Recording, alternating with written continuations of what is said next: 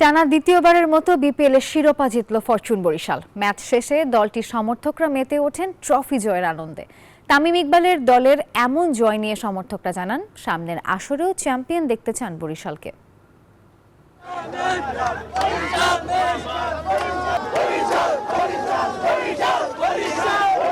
BPL এর mega ফাইনালে চিটাগং কিংসকে 3 উইকেটে হারিয়ে টানা দ্বিতীয়বারের মতো বিপিএল এর শিরোপা জিতল ফরচুন বরিশাল।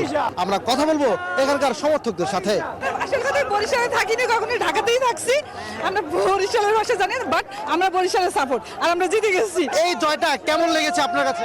আমি বরিশাল, আমার হোম ডিস্ট্রিক্ট বরিশাল, এর জন্য আসলে আনন্দ প্রকাশ করার ভাষা নাই।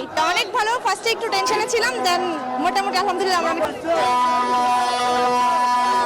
লাস্ট ওভারে যেমনে কামব্যাক করছে, রিশাদ যেমনে 6টা মারছে, আর লাস্টে যে ওভারটা ছিল পুরোই অসাধারণ।